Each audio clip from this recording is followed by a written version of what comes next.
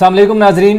पाकिस्तान की टीम जब से ऑस्ट्रेलिया गई हुई है, एक अजीब सी पनौती है कि पाकिस्तान की टीम का पीछा ही नहीं छोड़ रही है।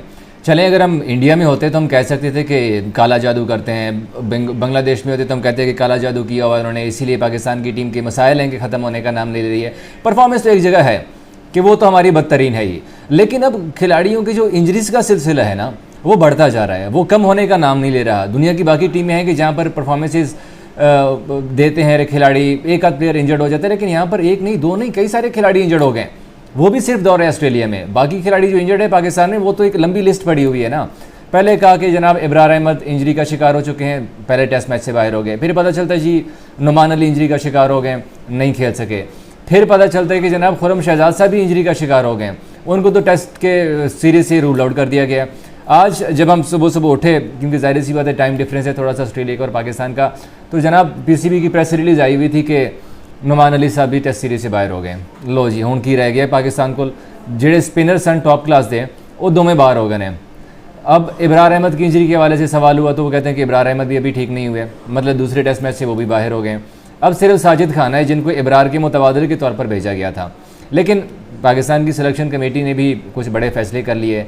दूसरा टेस्ट आ रहा है, बड़ा टेस्ट है पाकिस्तान के लिए, और इसी वजह से सिलेक्शन कमेटी ने कुछ फैसले किए। ये फैसले क्या क्या हैं हम आपको ये भी बताएंगे, साथ साथ कि अब नुमान अली की जगह के ऊपर कौन सा खिलाड़ी जा रहा है ऑस्ट्रेलिया, और वो जा क्यों रहा है, सिलेक्शन कमेटी ने उसके बारे में भी क्या कहा है, और क्या पाकिस्तान इस तरह ये सीरीज़ जीत सकेगा जिस तरह से जो प्लेयर्स का हाल है, जो 2 रोज़ा प्रैक्टिस मैच में भी हुआ है और जो पहले टेस्ट मैच में भी हमारी परफॉर्मेंस रही है, क्या इन परफॉर्मेंस के साथ हम जीत सकते हैं, और अगर हम नहीं जीते तो पाकिस्तान की टीम को कितना बड़ा नुकसान होगा, और नुकसान किस किस सूरत में हो सकता है, ये तमाम तर चीज़ें हम आपको बताएंगे। लेकिन सबसे पहले आपको बताएं कि आज जब नुमान अली टेस्ट सीरीज़ से रूल आउट हुए हैं तो उनकी जगह के ऊपर अब सिलेक्शन कमेटी ने मोहम्मद नवाज़ को भेजने का फैसला किया। नुमान भी लेफ्ट आर्म स्पिनर हैं और मोहम्मद नवाज़ भी लेफ्ट आर्म स्पिनर हैं। अब पीसीबी कहता है कि जो मोहम्मद नवाज़ हैं वो पहली दस्तियाब फ़्लाइट से ऑस्ट्रेलिया जाएंगे। पता नहीं पहली दस्तियाब फ़्लाइट कौन सी होगी, वल्लाह आलम, आज करवाते हैं, कल करवाते हैं, परसों करवाते हैं, लेकिन उम्मीद जाहिर की जा रही है कि शायद दूसरे टेस्ट मैच से पहले जो मोहम्मद नवाज़ हैं वो ऑस्ट्रेलिया पहुंच जाएंगे। अब अगर हम नुमान की और नवाज़ की बात करें तो नवाज़ का जब सिलेक्शन हुई है ना तो कुछ समझ नहीं आ रहा था, क्योंकि नवाज़ चले वर्ल्ड कप में जो परफॉर्म किया, तौबा तौबा, फिर इसी तरह से आप कहें कि एशिया कप में, मतलब नवाज़ को पाकिस्तान की टीम ने कई मौके दिए लेकिन उन्होंने प्रूव नहीं किया। अब उनको एक बार फिर रेड बॉल में वापस लेके आए हैं कि चले नुमान अली नहीं है तो फिर नवाज़ ही सही है, नवाज़ से हम काम चला लेते हैं, क्योंकि वाब रियाज कहते हैं आज कि हमारे पास इससे बेहतरीन ऑप्शन कोई नहीं था। नुमान अली भी लेफ्ट आर्म स्पिनर हैं और नवाज़ भी लेफ्ट आर्म है, और लेफ्ट आर्म ढूंढने के लिए पाकिस्तान के पास इस टाइम कोई भी नहीं है। भाई यही तो हम बात कर रहे हैं एक अरसे से कि किधर है आपके पास बैकअप, जो बैकअप आपने खिलाड़ियों का बनाना था वो बैकअप कहाँ पर है। जब प्लेयर इंजर्ड होता है उसका बैकअप ही नहीं होता, पता चलता कि उसके मुतबादिल हम किसको खिला लें। ये एक अरसे से चल रहा है।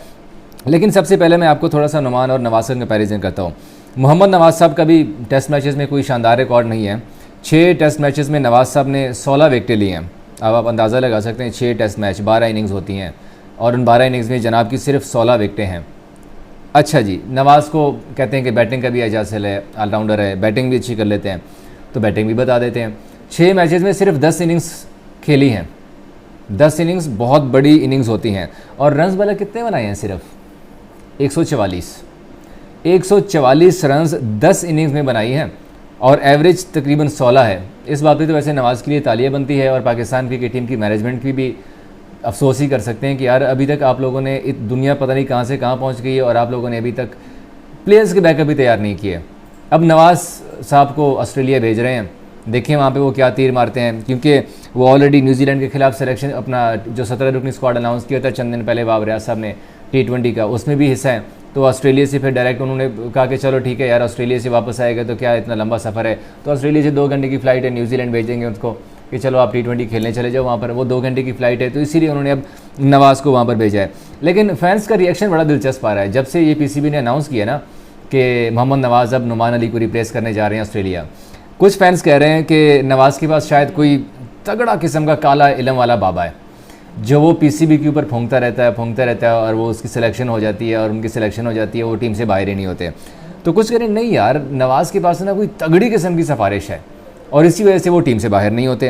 क्योंकि मैंने आपको स्टैट्स बता दिए कि नवाज़ के रेड बॉल में क्या क्या स्टैट्स हैं। सिर्फ 6 टेस्ट मैच खेले हैं, और 6 टेस्ट मैच में उनकी कारकर्दगी है ना, वो चीख कर बता रही है कि उनको रेड बॉल में कोई मौका नहीं, उनका कोई चांस नहीं देना चाहिए था। दूसरी तरफ अगर हम नुमान की बात करें तो वो थोड़ा ज़्यादा खेले हुए हैं। मोहम्मद नवाज से नुमान ने 15 मैचेस खेले हैं पाकिस्तान के लिए, 47 विकेटें ली हैं और दोनों लेफ्ट आर्म स्पिनर हैं। इसी वजह क्योंकि उनकी विकेटें ज़्यादा हैं और वो अभी भी डोमेस्टिक में भी अच्छा बड़ी ज़बरदस्त किस्म की परफॉर्मेंस दिखाई थी नुमान अली ने, और इसी वजह से उनको फिर दौरे ऑस्ट्रेलिया के ऊपर लेके गए थे। लेकिन अब नवाज साहब ऐलान तो कर दिया पीसीबी ने, उनमें वहाब रियाज साहब ने कुछ मसाइल का भी जिक्र किया जो प्रेस रिलीज़ आई है। उनमें कहते हैं कि यार जब नया खिलाड़ी जाता है, अब ठीक है स्क्वाड तो जा रहा है, उनके लॉजिस्टिकल इशूज़ होते हैं कि दस्तियाब फ़्लाइट पता नहीं कौन सी मिलनी है नहीं मिलनी है। जो सबसे बड़ा इशू है ना ऑस्ट्रेलिया का, वो वीज़ा का है। अब वीज़ा नुमान अली का लगा नहीं है, सॉरी मोहम्मद नवाज़ का लगा नहीं है, क्योंकि मोहम्मद नवाज़ का इन सब के वीज़े लगने हैं। न्यूजीलैंड के लिए तो वीज़े इनके लग चुके हुए हैं, ये तो हमने कंफर्म कर लिया है अपने ज़राए से। जो टीम न्यूजीलैंड के लिए सेलेक्ट हुई है, जो स्क्वाड अनाउंस हुआ है ना, उन तमाम खिलाड़ियों के वीज़े लग चुके हुए हैं और वो तकरीबन 3-4 तारीख को न्यूजीलैंड के लिए रवाना हो जाएंगे। और अभी तक मोहम्मद नवाज़ का ऑस्ट्रेलिया का वीज़ा, ये बड़ा इशू है। ये बाबर साहब खुद कह रहे हैं, हम नहीं कह रहे, ठीक है। और फिर कह रहे हैं कि चले लॉजिस्टिकल इशू हो गया, वीज़े का इशू हो गया, फिर लेफ्ट आर्म स्पिनर का ढूंढना, ये हमारे लिए बड़ा मुश्किल था। और हमारे पास mister Mohammad Nawaz was the best suitable option जो कि हमने ऑस्ट्रेलिया के लिए सेलेक्ट किया है। साथ साथ उन्होंने एक और भी अपडेट की है इब्रार के बारे में कि इब्रार अभी तक इंजरी का शिकार हैं और इब्रार की इंजरी है कि ठीक होने का नाम नहीं रही है। पीसीबी बता भी नहीं रहा कि इब्रार को इंजरी क्या हुई है, ऐसी क्या चीज़ हुई है कि पहले टेस्ट जब से वो ऑस्ट्रेलिया गए हैं वो मुसलसल इंजरी का शिकार हैं।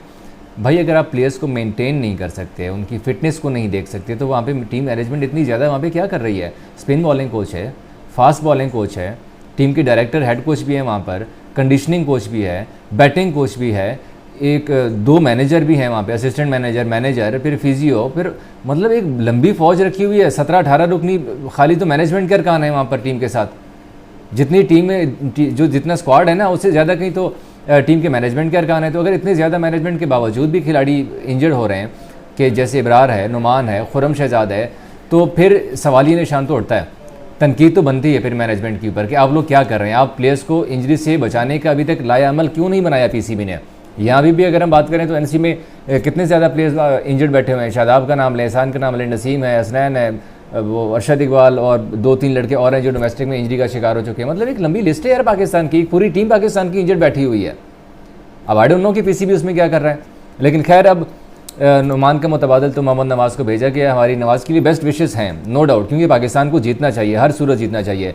लेकिन जाहिर सी बात है प्लेइंग 11 में कुछ चेंजेस होने जा रही हैं। जो पाकिस्तान टीम की परफॉर्मेंस रही है पहले मैच में, अब वो वाली प्लेइंग 11 आपको दोबारा नज़र नहीं आएगी दूसरे टेस्ट मैच में।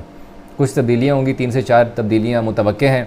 और कुछ तब्दीलियाँ मैंने आपको पहले भी बता दी अपने चैनल के ऊपर कि फ़हीम अशरफ को भी रेस्ट देने का चांस है, इसी तरह से सरफराज अहमद को भी रेस्ट देने का चांस है। जो खुर्रम शहजाद की जगह के ऊपर भी हसन या मीर हमज़ा में से कोई आके खेल सकता है। तो ये कुछ तब्दीलियाँ हैं। साजिद खान, मोस्ट प्रोबेबली साजिद खान को मौका दिया जाए अगर नवाज़ तब तक नहीं पहुँचते, क्योंकि इब्रार ऑलरेडी वहाँ पर बैठे हुए हैं, इंजरी का शिकार हैं। नुमान का क्योंकि आज सर्जरी हुई है और सर्जरी के बाद इतनी जल्दी वो कम बैक नहीं कर सकते, तो नुमान भी बाहर हो चुके हुए हैं। अब वहाँ पर हैं सिर्फ साजिद खान। अब देखना यह है कि क्या हफीज़ साजिद खान के ऊपर इतना भरोसा करते हैं कि उनको इतने बड़े मैच में खिला लें, क्योंकि साजिद की परफॉर्मेंस तो अच्छी रही है, लेकिन ऑस्ट्रेलिया की पिचेस के ऊपर साजिद को एक्सपीरियंस नहीं है। वो फर्स्ट टाइम खेलेंगे वहाँ पे, अब फर्स्ट टाइम खेलेंगे, क्या उनका वहाँ पे रोल किस तरह से अपना वो निभाएंगे अगर उन्हें मौका मिलता है, ये तो हम 26 तारीख से देखेंगे, क्योंकि 26 तारीख से बॉक्सिंग डे टेस्ट शुरू हो रहा है। हमारी पाकिस्तान टीम के लिए बेस्ट विशेज़ हैं, लेकिन टीम मैनेजमेंट को भी खिलाड़ियों का ख्याल रखना होगा, नहीं तो फिर ये जो इंजरीज़ अभी 3, 4, 5 खिलाड़ियों की ना, ये कल को और भी ज़्यादा हो सकती हैं, जो कि अल्लाह ना करे। और वर्ल्ड कप में हम इसी इंजरी का खमियाजा भुगत चुके हैं नसीम शाह की सूरत में। अल्लाह करे कि तमाम तर खिलाड़ी जल्द से जल्द सेहतयाब हो जाएँ। Thank you.